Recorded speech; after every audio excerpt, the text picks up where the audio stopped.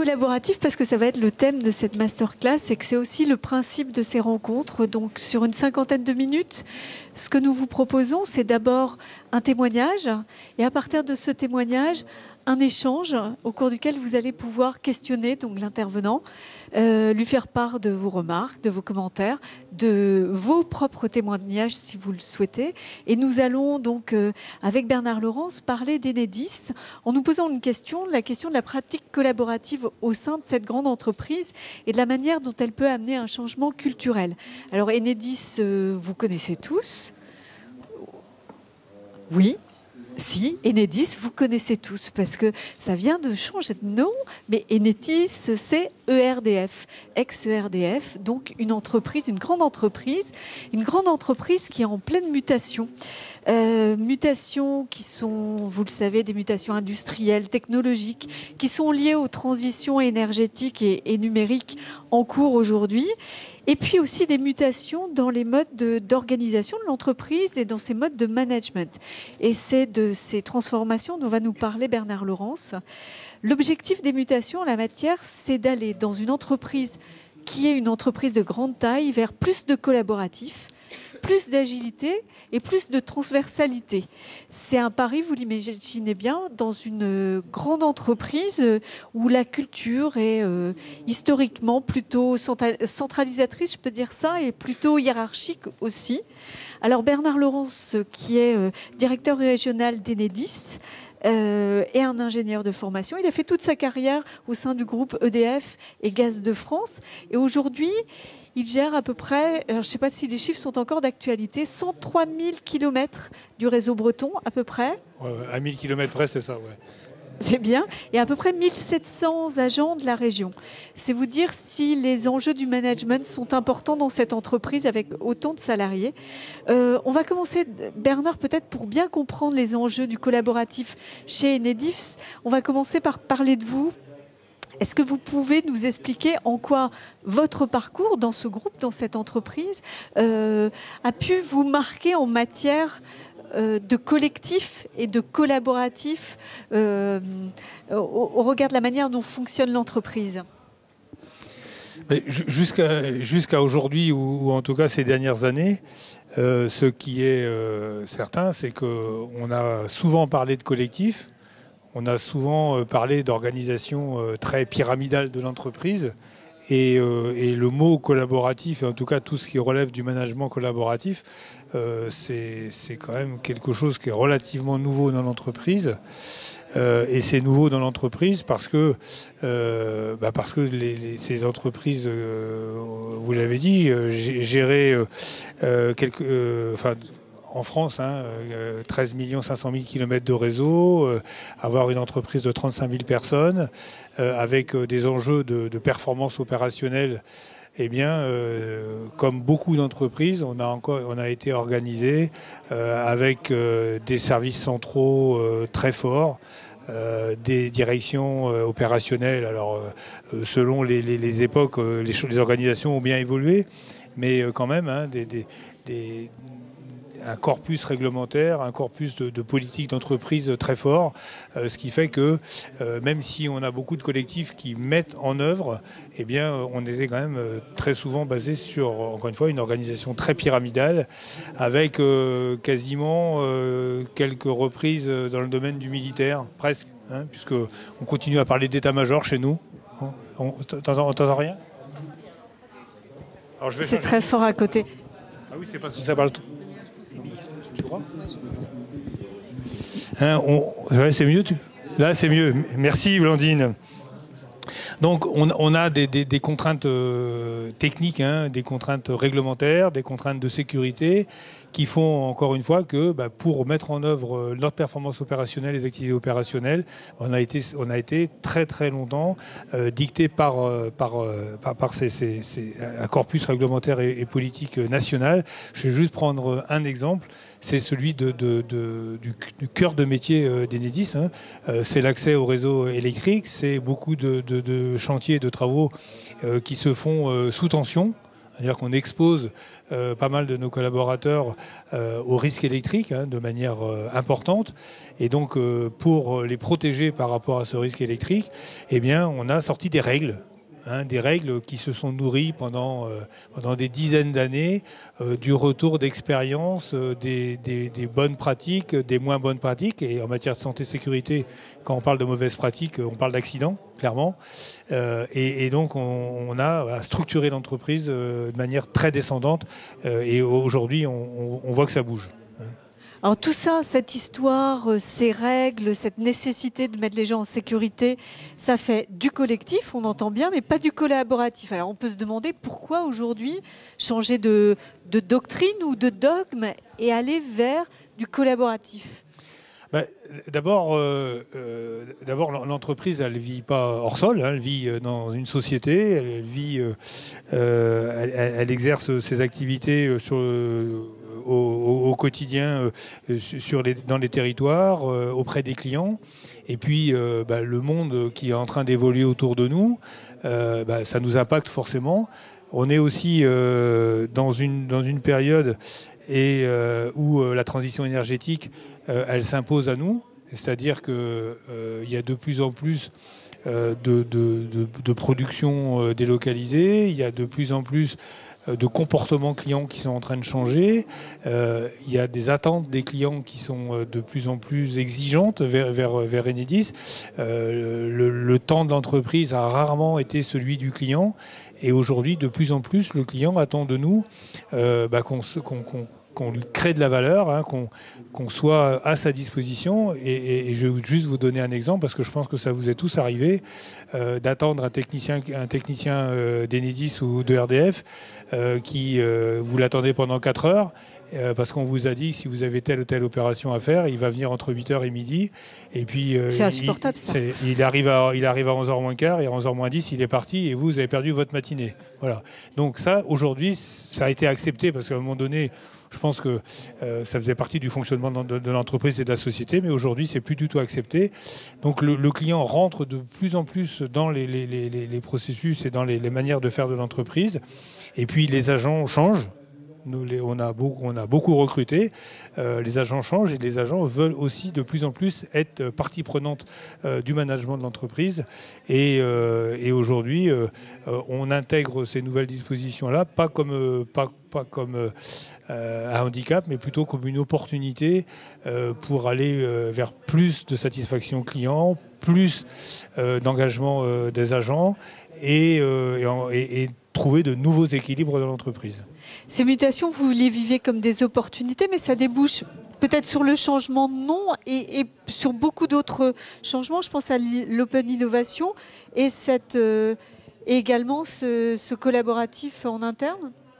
Oui, alors le changement de nom, il traduit la volonté donc d'Enedis de prendre d'intégrer tout le monde de la transition énergétique, et en tant que responsable du système électrique, la transition énergétique va faire des réseaux, des véritables Internet de l'électricité. Et donc on est de plus en plus dans de l'animation transverse, dans de l'animation, j'ai envie de dire, collaborative avec les clients. Les clients expriment encore une fois de nouvelles attentes, ça impacte les agents, et on a aussi besoin de se tourner vers l'externe. Et donc là, on parle d'open innovation, où pour progresser, eh bien, on a besoin d'aller chercher à la fois des témoignages à l'externe, mais aussi d'aller trouver des solutions à l'externe. Des solutions en mode agile, des solutions en mode beaucoup plus collaboratif, beaucoup plus transverse.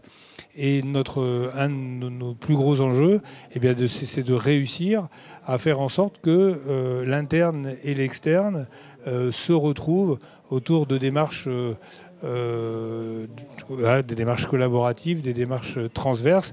Et pour le coup, le numérique et les nouvelles technologies sont des opportunités qui sont essentielles à la mise en œuvre de cette stratégie. On voit bien ces mutations, on voit bien les opportunités que ça peut être pour vous. Mais alors, parlons de l'interne. Pourquoi pointer cette nécessité d'une organisation plus collaborative. Quels sont les arguments en interne qui vous amènent à ça? Bon, alors,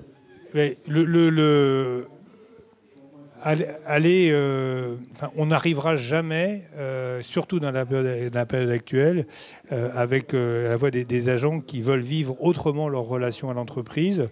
On arrive à une forme de plafond de verre, j'ai envie de dire, en matière tout à l'heure je parlais de santé et sécurité, en matière de prestations clients. Et on voit bien que si on veut progresser, si on veut mieux prendre en compte les attentes des clients, si on veut mieux associer les agents, donc les rendre de plus en plus partie prenante de l'entreprise, eh bien il faut les associer. Alors, tout à l'heure, je prenais l'exemple de la santé et de la sécurité. Eh bien, on sait très bien que pendant 20 ans, en durcissant les règles et en faisant des prescrits de plus en plus importants, on a eu des formidables résultats. C'est-à-dire qu'on a divisé par 10 le nombre d'accidents dans les 20 dernières années. Hein, les ordres de grandeur sont à peu près ceux-là. Et aujourd'hui, on veut aller encore plus loin. On veut aller plus loin en mettant l'intelligence individuelle et collective au service d'un certain nombre de ces enjeux. Et celui-là, il me paraît clé, qui fait que les agents, non seulement on leur donne une dimension d'arbitrage sur leurs propres activités, mais à partir de cette dimension d'arbitrage, eh bien, ils vont être force de proposition.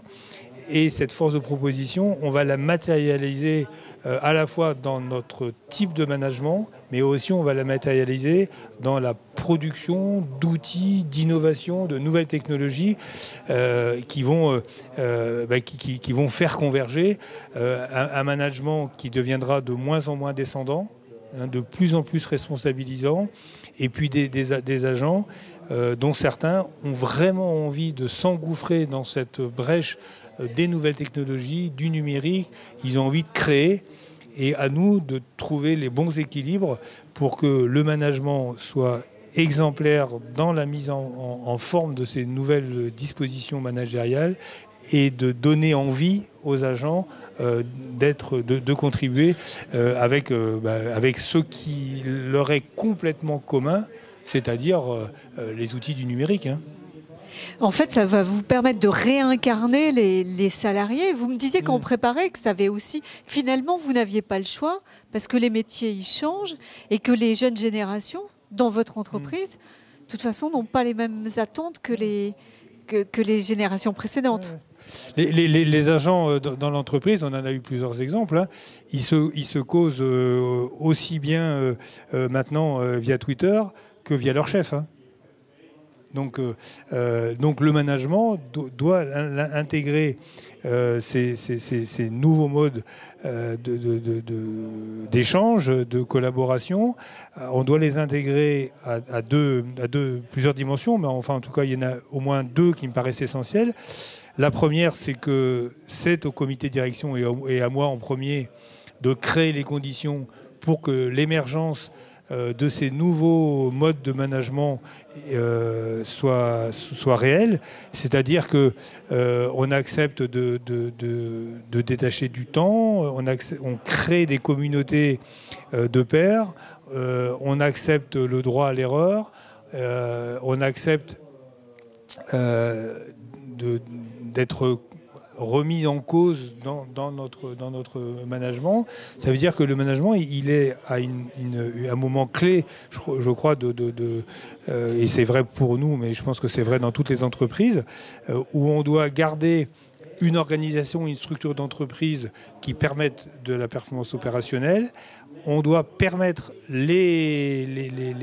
on doit créer les conditions pour que les agents travaillent de plus en plus en collaboratif, et on doit surtout accepter d'être bousculé dans nos modes de management. Et bousculé dans nos modes de management, ça veut dire que même si on fait comme ça depuis 10 ans, s'il y a une bonne idée qui arrive, si des agents s'emparent à plusieurs d'un sujet et qu'ils ont envie de le traiter et que par une application numérique, eh bien, ils arrivent à nous apporter des solutions, eh bien, il faut les prendre en compte. Même si ce n'est pas bon du premier coup, ça sera bon demain.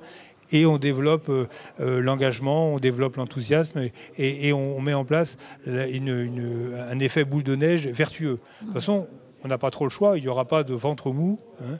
Il y aura soit on reste à peu près comme on est, et puis avec les limites qui vont être de plus en plus visibles, ou alors on rentre dans ces nouveaux schémas de management, et puis on a de très fortes probabilités à ce qu'à la fois les clients le voient parce qu'on va améliorer nos prestations, notamment grâce au numérique, et puis les agents vont trouver de plus en plus de place dans ces méthodes collaboratives. Donc, pas le choix, plus de collaboratif. Je voudrais qu'on soit très concret. Comment ça s'illustre le collaboratif chez Enedis? J'ai compris qu'il y avait 2 volets, il y a de l'externe et de l'interne. Alors, à l'externe, le collaboratif, c'est les chantiers autour de la digitalisation, c'est ça? Vis-à-vis de l'externe, c'est permettre aux clients d'être de plus en plus, d'intégrer la manière dont on réalise nos métiers. Je vais m'expliquer. Aujourd'hui, avec le numérique, on peut créer des interfaces avec le client qui vont permettre au client d'accélérer la mise à disposition d'informations. Par exemple, à un moment donné, on a tous besoin d'électricité quand on construit une maison. Eh bien, il n'y a pas très longtemps, le client il nous faisait une demande de raccordement et puis il avait la réponse quand il avait la réponse. Voilà, c'est à peu près, certes avec des délais à peu près standards et normés, mais quand même. Aujourd'hui, et ça va se développer de plus en plus, le client, il rentre dans un portail. Donc ça veut dire qu'on crée une interface où sur un sujet particulier, on est côte à côte avec le client. Et donc on va être en collaboratif sur un outil qui va permettre au client de nous mettre l'ensemble des informations dont nous avons besoin pour créer son raccordement. Et en contrepartie, nous, on mettra dans ce même portail eh bien, les éléments de notre réponse, la validation qu'il aura à faire et la suite du chantier. Je veux dire, aujourd'hui, quand on achète un billet de train ou un billet d'avion sur Internet, quelque part, on rentre dans le processus de vente du fournisseur. Nous, on va aussi vers ce type d'outils. Le collaboratif avec l'externe, je vois bien. Donc, c'est en gros faire entrer le client dans votre manière de fonctionner. Ça veut dire quoi en interne, collaboratif? Ça veut dire faire entrer l'agent dans le management, oui. C'est ça? Ça veut dire participer aussi? Faire rentrer un peu l'agent dans le management. D'abord, ça passe par... Il n'y a pas de grand soir. Ça, c'est clair. Hein. Donc, on va dans des méthodes collaboratives et très progressives. Donc, il faut semer des petits cailloux. Hein, et à un moment donné, force de ces petits cailloux successifs, on arrivera au bout du chemin. Alors, les petits cailloux, c'est quoi? Les petits cailloux, ils sont de deux natures. Ils sont d'abord de s'appuyer sur des agents volontaires. On a créé une communauté numérique. On a un certain nombre d'agents qui sont des relais des démarches innovation dans l'ensemble de la direction, hein, qui couvre 4 départements, une trentaine de sites. Donc on est très éclaté en Bretagne. Donc il faut aussi intégrer cette composante territoriale. Et puis on va aussi s'appuyer sur des nouveaux outils. Hein, et par exemple, j'en citais au moins 2. Le premier, c'est un outil qu'on appelle la ruche. C'est un outil qui est là pour consolider les innovations. Et c'est un outil qui permet aux agents, celui qui a une idée, de l'inscrire sans validation de sa hiérarchie. Donc il a une idée, il dit tiens, moi je pense que ça peut servir l'entreprise, donc je vais la déposer dans la ruche. Et puis tous les gens de l'entreprise, hein, pas seulement des Bretons, mais la totalité des 35 000 agents d'Enedis en France, eh bien, ils ont accès, selon leur centre d'intérêt, à cette innovation qui a été déposée, et ils vont l'enrichir. Et à un moment donné, eh bien, on va la transformer ils vont la transformer dans un prototype, et après, on va rentrer dans une chaîne de validation pour la mise en œuvre réelle. Mais on voit que par rapport par exemple, à ce qui se faisait il y a quelques années, où quelqu'un qui avait une idée, la première chose qu'il devait faire, c'est la soumettre à son chef. Et bien aujourd'hui, une idée, on la soumet plus à son chef, on la met à disposition de l'ensemble de ses pairs.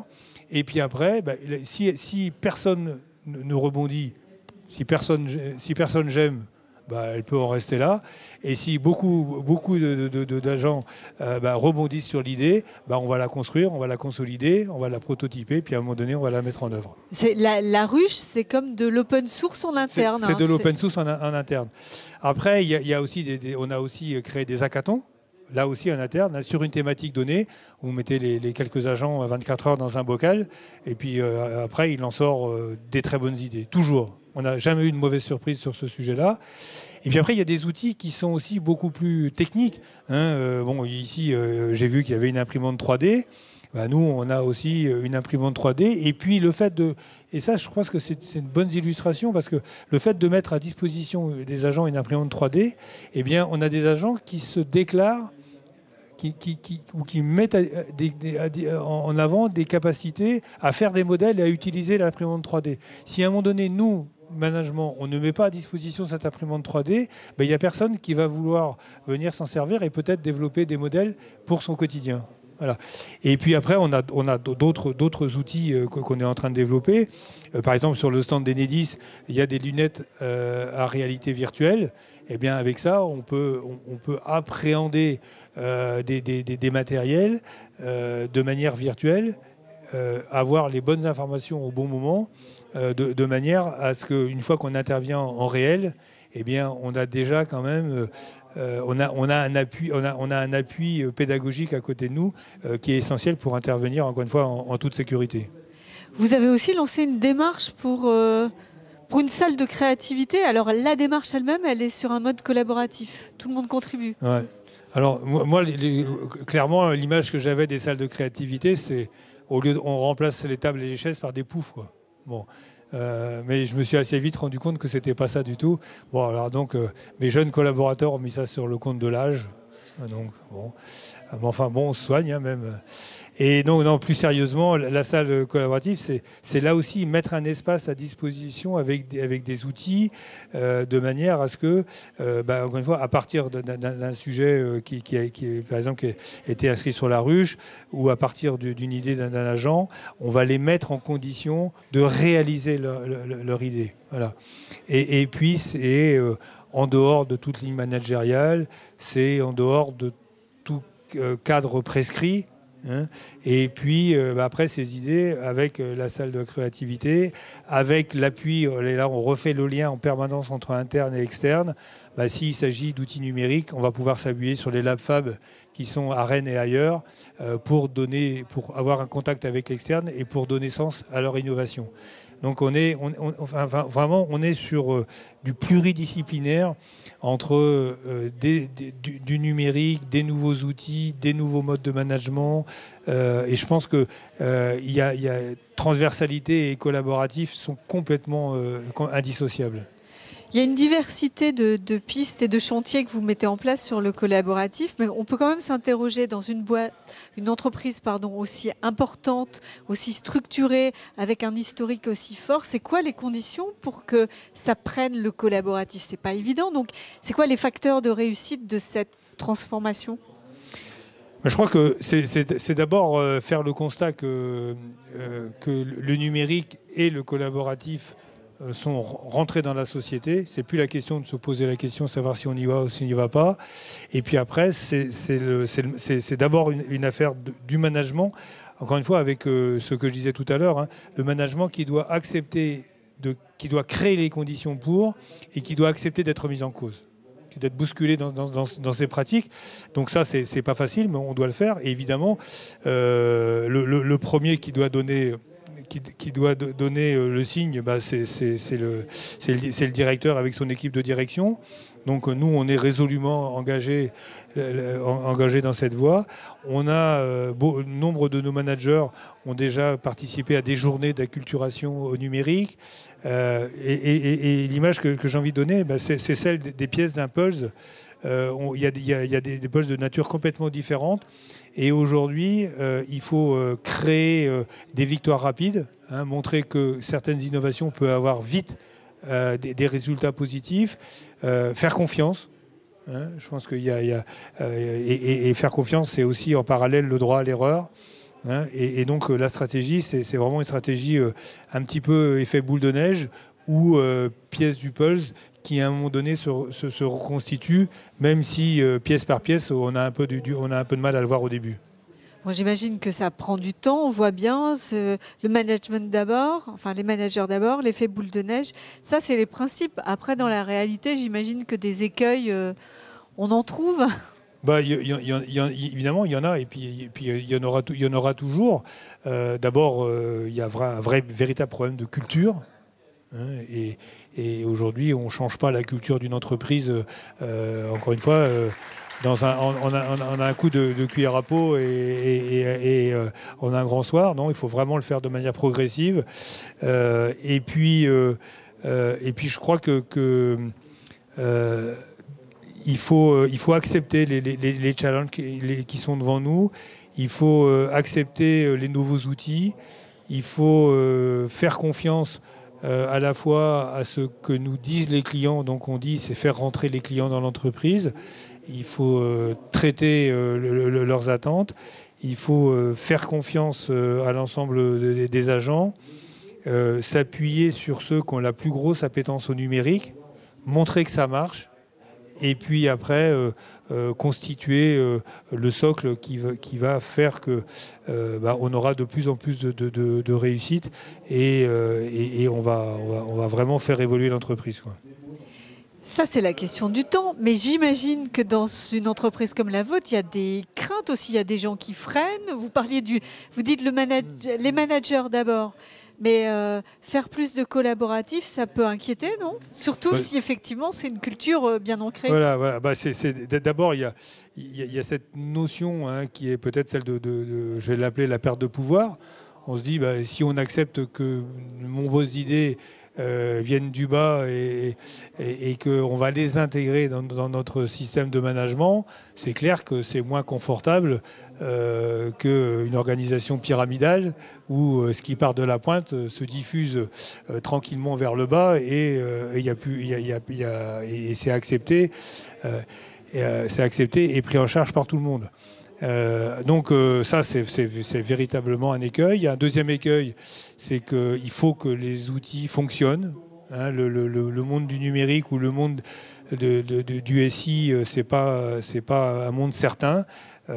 Donc ça veut dire que pour que ça fonctionne, il faut aussi accepter que ça fonctionne pas et qu'on accepte de les faire progresser jusqu'au moment où ça va fonctionner.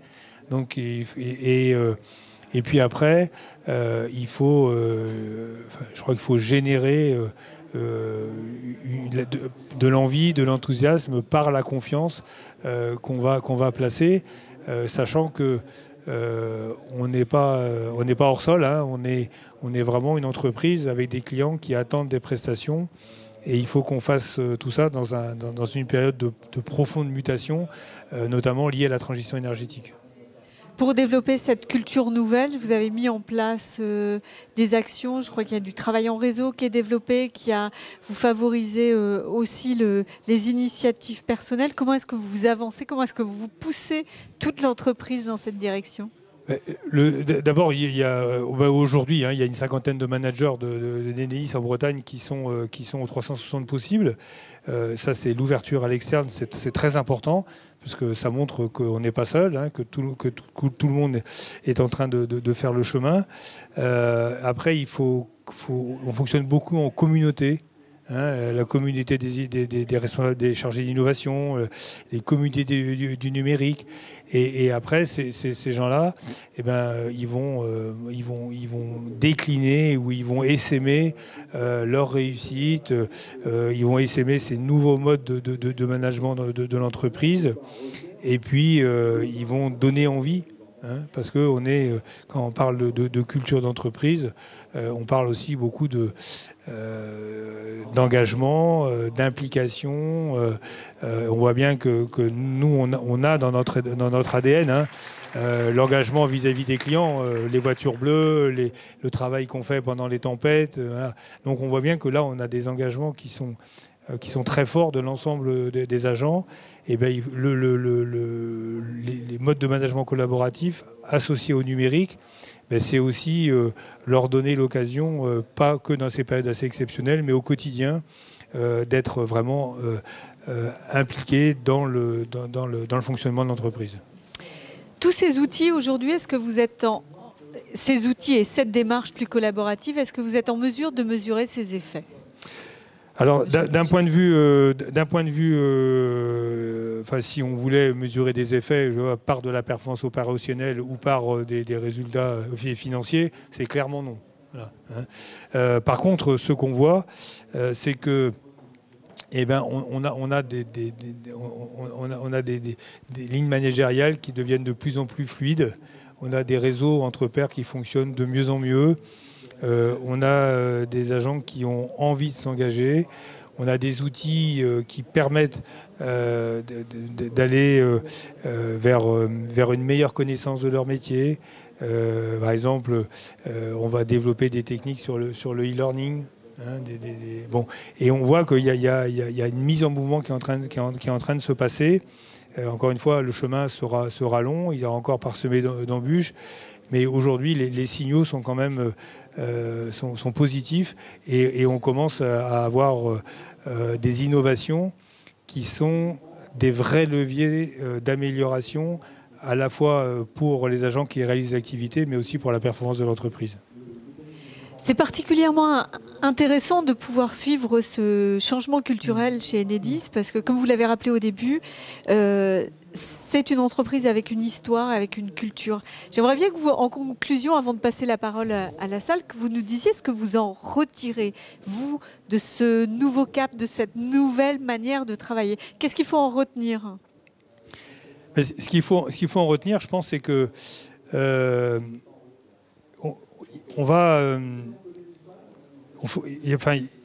l'entreprise va évoluer. L'entreprise, elle va inévitablement évoluer de par ses clients, de par les agents. Il faut se dire que c'est une véritable opportunité pour préparer un avenir qui aujourd'hui n'est pas complètement connu. Par exemple, tout à l'heure j'ai parlé de transition énergétique. Eh bien, quand on parle de transition énergétique, il y a quelques années, on était quand même beaucoup sur des concepts et sur des belles idées. Aujourd'hui, on est sur des vraies réalités. On sait très bien que l'électricité joue un rôle clé dans la transition énergétique et qu'on le fera avec les clients et avec les agents. Donc je pense qu'il faut vraiment que le management prenne en compte tout ça. Il faut qu'on accepte, moi j'ai pris un terme ce matin, il faut vraiment qu'on accepte d'être bousculé. Je crois que c'est... Et moi j'ai tout un certain nombre de jeunes collaborateurs autour de moi qui me bougent. Alors au début ça râle parce qu'on dit bon bref, et il faut l'accepter et il faut aller sur le terrain, il faut écouter les agents, il faut les voir utiliser leur smartphone, il faut se dire que si nous on leur file des vieux téléphones ringards et que dans leur poche ils ont un iPhone 6, eh bien on les acculturera jamais à nos outils avec ça. Donc il faut qu'on soit à la hauteur au niveau des outils, à la hauteur au niveau de notre exemplarité, à la hauteur au niveau de la capacité d'arbitrage, la capacité de créativité qu'ils ont. Et puis je pense que si on arrive à croiser tout ça, on peut dessiner une entreprise. Alors, on entend beaucoup parler d'entreprise libérée. Moi, je ne sais pas jusqu'où on ira ou jusqu'où on n'ira pas. Hein. Mais en tout cas, je pense qu'il y a vraiment de très très beaux chantiers devant nous. Merci beaucoup, merci Bernard. Je vous propose de répondre aux questions de la salle sur ce changement culturel vers plus de collaboratif. Est-ce que vous souhaitez intervenir, poser des questions, témoigner peut-être ? Oui, bonjour Pascal Hubert. J'ai une question. Vous avez parlé de pratiques collaboratives, vous avez parlé d'agents. Pourquoi vous ne parlez pas de collaborateurs plutôt qu'agents ? Alors ça c'est le résultat d'un passé qui date de 1946. Je pense qu'au moment où EDF et Gaz de France ont été créés, on avait un vocabulaire. Alors, il y a quelques parties de notre vocabulaire qui a évolué, parce qu'on ne parle plus de subdivision ni de district, mais on parle toujours d'agents. Et c'est vrai que vous avez raison. C'est comme très longtemps dans l'entreprise, on a parlé d'usagers et pas de clients. Aujourd'hui, ça y est, hein, ça fait quand même quelques années qu'on est aux clients. Mais oui, vous avez raison. Hein, voilà, ça fait partie d'un peu de notre culture, de notre ADN. Hein. Mais c'est pas pour ça qu'on les aime pas autant. Il y a quelques entreprises comme ça qui, au niveau des termes, même si les fonctions évoluent beaucoup, je pense à la Poste, par exemple, on continue à dire je suis postier ou je suis cheminot à la SNCF, quel que soit le poste occupé d'ailleurs. Et c'est effectivement des marqueurs d'appartenance forts. Ah oui, pour nous, aujourd'hui, au sein de l'entreprise, agence, c'est un marqueur très très fort. Oui. Mais le mot est resté. N'empêche que la place dans l'entreprise a beaucoup évolué et voilà. Et donc avec je crois ce qui est en train de se passer, ils vont encore beaucoup plus évoluer dans la place qu'ils vont dans leur niveau d'engagement. Ce qu'on arrive, les structures pyramidales, ça a beaucoup d'avantages. Parce que c'est relativement confortable et puis ça aligne tout le monde sur des processus qui sont bien normés, qui sont bien... Bon, voilà. Mais on voit que ça a ses limites. D'abord, ça a ses limites parce que on atteint, je disais tout à l'heure, en matière de plafond de verre, en matière de performance. Et puis, il y a une forme de déshumanisation du collaborateur. Hein, et si on veut le remettre au centre du management, eh bien, il faut un petit peu casser cette structure pyramidale, quoi. Ce qui est intéressant dans l'histoire que vous venez de nous raconter, c'est qu'on a l'impression qu'avec le numérique, avec les transformations presque obligatoires, en fait, ça change la culture même de l'entreprise et qu'il a fallu cet événement-là pour aller challenger, un peu questionner la façon dont l'entreprise était structurée. Alors, bon, c'est clair que enfin, moi, ça fait quand même 35 ans que je suis dans l'entreprise, donc je l'ai quand même vu beaucoup évoluer, beaucoup se rapprocher de ses clients, beaucoup intégrer les contextes. Hein, je parlais de transition énergétique, mais bon. Ceci étant, quand même les très grandes évolutions d'entreprise, à un moment donné, elles ont toujours... il y a un volet technologique. Hein. C'est-à-dire que dans les très grosses évolutions des métiers, elles se sont appuyées sur des nouvelles technologies.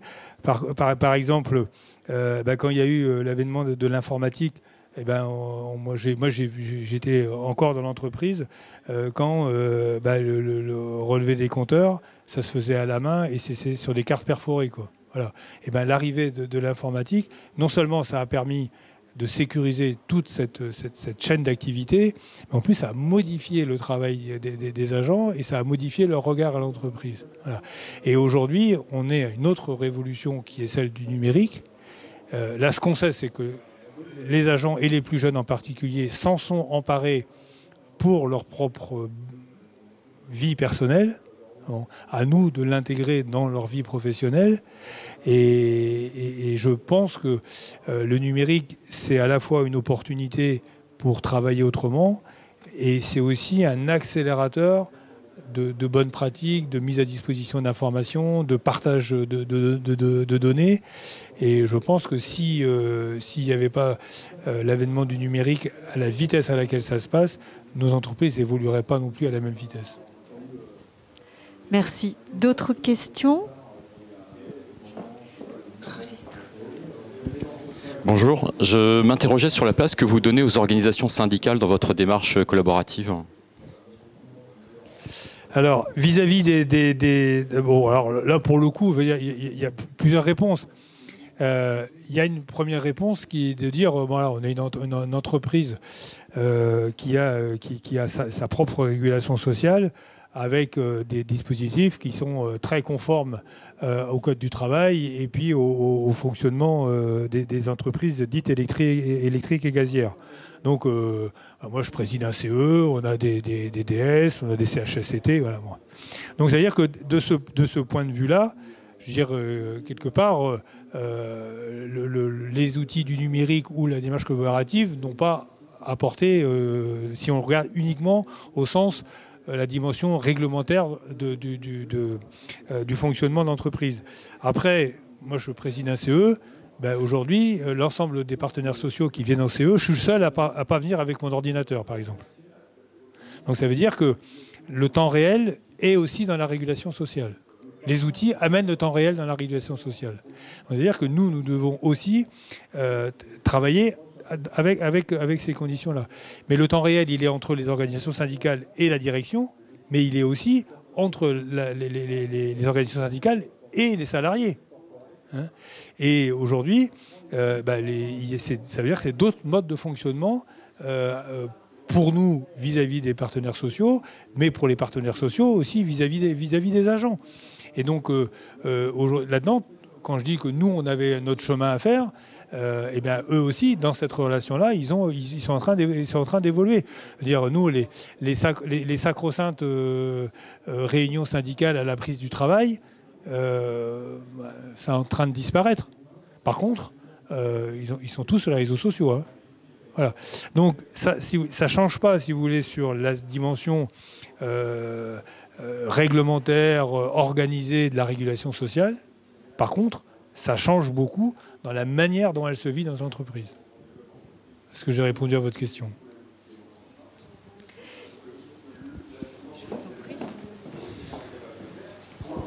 En fait, je vais juste préciser ma question. Dans le cadre d'une démarche collaborative qui pourrait être mise en place d'une entreprise quelle qu'elle soit, moi je travaille dans le secteur public, hein, la question se pose de est-ce qu'on doit associer des représentants des syndicats dans des labos, dans des démarches, dans des groupes de travail, est-ce qu'on les associe aussi en termes de participation, parce qu'effectivement on touche souvent aux conditions de travail. Alors nous, je vous ai dit, par exemple, si je prends l'exemple de notre outil d'innovation qui s'appelle La Ruche, quand un salarié décide d'inscrire une innovation dans La Ruche, technologique, informatique, managériale, si c'est un partenaire, si c'est un membre d'une organisation syndicale, il n'y a pas de problème, il peut exactement faire la même chose. Et puis il peut s'appuyer sur les outils de l'entreprise pour le vivre. Après, concrètement, on n'en est pas encore là, c'est clair.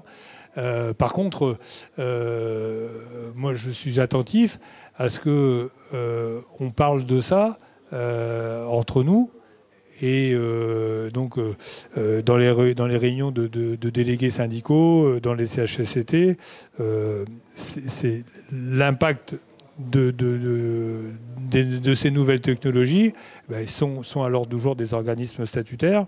Et puis, ils sont associés, ils sont force de proposition. Mais après, je veux dire, c'est aussi... moi, je disais tout à l'heure, la manière dont je pense que le management doit s'emparer de ces nouvelles technologies et de ces nouveaux modes de management. Je fais le boulot pour le management, à eux de faire le boulot pour eux, quoi. Hein. Il y a un autre changement culturel dont vous parliez tout à l'heure,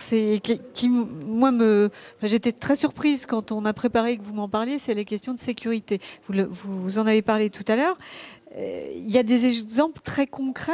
Vous pouvez nous parler de ces chaussures qui détectent les champs électriques. Donc ça devient extrêmement pratique et extrêmement terrain. La façon dont les agents peuvent contribuer dans ce sens.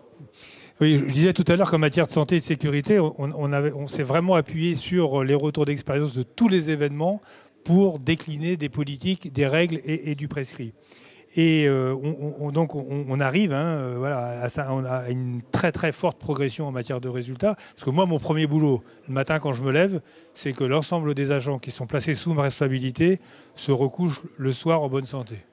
Ça, c'est vital. C'est mon premier boulot. Donc je vais faire en sorte de créer toutes les conditions pour que ça soit atteint. Et encore une fois, quand on est vis-à-vis du risque électrique, il faut beaucoup de travail pour arriver à ce résultat.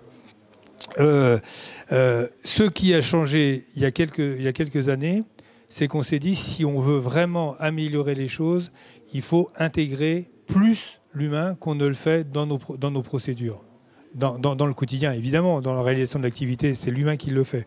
Mais comprendre comment les facteurs humains et organisationnels se complètent ou au contraire divergent en matière de santé et de sécurité au travail. Et on a développé des démarches participatives qui visent à donner aux agents la parole pour leur dire, vous, direction, vous voyez comment vous déclinez les politiques en matière de santé et de sécurité, et nous, agents, voilà comment on les décline concrètement sur le terrain. Donc on a croisé les deux et on a développé de nouvelles politiques. Ce que nous apporte le collaboratif, c'est d'abord de renforcer cette dimension managériale. Ce que nous apporte le numérique avec les nouvelles technologies, eh bien, c'est tout ce que vous dites. Par exemple, évidemment, il y a les chaussures. Alors, les chaussures qui détectent des champs électromagnétiques, moi, depuis que je suis en Bretagne, ça nous aurait évité quelques accidents d'origine électrique. Parce que alors c'est vrai que quand nous on parle ici entre nous, on fait des cours sur ce que c'est que le risque électrique. Et puis quand vous vous retrouvez sous la pluie à 2h du matin avec un incident qu'il faut régler parce que sinon le lendemain matin vous aurez un quartier dans le noir, eh bien l'agent il fait tout ce qu'il peut. Il a des gens à disposition pour l'aider, mais il est quand même seul devant une situation dégradée. Qu'est-ce que va lui apporter le numérique? Il peut lui apporter plusieurs choses. On a dit les chaussures en matière qui vont détecter des champs électromagnétiques. S'il est devant un appareil qu'il ne connaît pas, avec une application qui est développée par une start-up qui est présente ici à Pizzey, et il va pouvoir, sur une tablette, prendre en photo l'appareil qui est impacté par un incident. Et quelqu'un qui est dans un bureau à distance va récupérer la photo et va l'aider dans le diagnostic et dans la conduite du dépannage. Donc ça veut dire que déjà, un agent qui était seul, avec quelques appareils numériques, il va pouvoir partager et il va pouvoir trouver des solutions.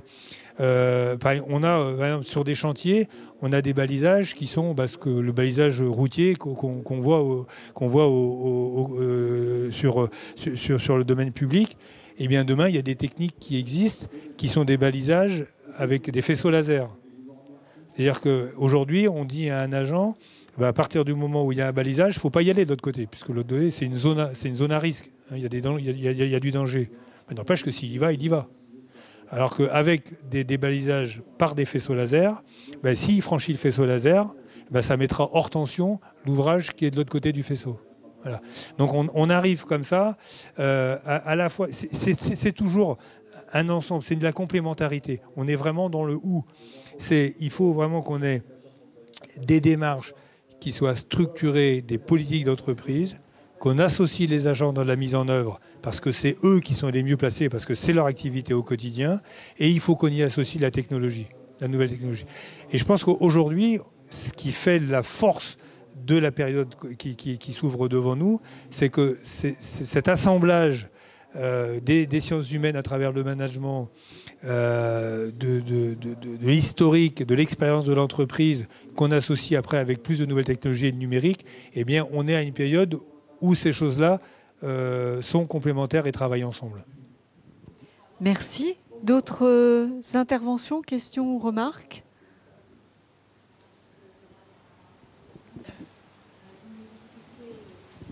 Bonjour. Alors vous avez parlé tout à l'heure de chaîne de validation là, par rapport aux idées qui étaient sollicitées ou plébiscitées par les agents. Et moi je m'interroge sur comment c'est décidé en termes de temps, est-ce que c'est chronophage ou pas? Et aussi au niveau de ce qui se passe dans les communautés ou des équipes projets, voilà, comment se prennent les décisions chez Enedis? Merci. Alors, d'abord, je pense que merci, parce que je pense qu'il faut aussi faire il faut faire le pari que cette démarche, elle va créer de la valeur. Donc, si on veut des démarches qui créent de la valeur, il faut être capable d'y investir du temps et de l'énergie. Donc, ça veut dire que les agents qui veulent déposer des idées sur notre outil, la ruche, eh bien, il faut que le management les laisse déposer les idées. Après, l'idée, elle va grandir. On va passer de différents stades dans la maturité d'une idée. Et si elle est à un stade où il faut aller vers une réalisation et il faut engager des moyens, bah là c'est clair que la hiérarchie, à un moment donné, va valider une étape qui permet de passer à la réalisation. Mais en amont, c'est vraiment le pari que nous faisons, hein, de la création de la valeur par ces innovations. Et donc dans ces cas-là, il faut créer les conditions pour ça. Ce n'est pas la peine de dire qu'on veut développer l'innovation et qu'on veut valoriser les idées des agents. Si quelqu'un se met sur un ordinateur pour aller déposer une idée, et s'il se fait rattraper par son chef qui nous dit hey, « ton boulot il t'attend », là, si on veut tuer le système, c'est juste ça qu'il faut faire. Voilà. Donc acceptons d'investir, acceptons de donner du temps, et puis si une idée, si on sait que si une idée elle n'est pas bonne, eh bien c'est pas grave, parce qu'on aura du fait que l'agent aura vu son idée progresser, ben même si elle n'aboutit pas, ce processus-là donne confiance. Et donne confiance pour en déposer une autre qui elle là, sera suivie des faits. Et ça, c'est vraiment partagé au niveau national. Hein, c'est-à-dire qu'une idée qui est prise à Saint-Malo, ben, elle peut être partagée je sais pas, à Marseille ou à Perpignan. Hein. Juste pour compléter sur le processus de validation, il y a un groupe régional d'innovation qui est composé d'agents, et en fait c'est ce groupe-là qui détermine en fait les innovations à pousser, et à pousser soit en open innovation avec des startups, soit avec des lab fab. Voilà, donc les...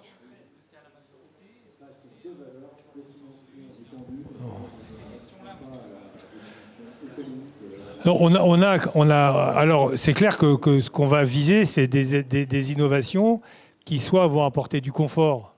Ça veut dire que, je sais pas, on réalise une activité, quelqu'un qui a une innovation qui va permettre d'automatiser, par exemple, une tâche qui est hyper rébarbative, bah, celle-là, si on voit que c'est effectivement comme ça qu'il faut faire et que ça marche et que ça produit des résultats.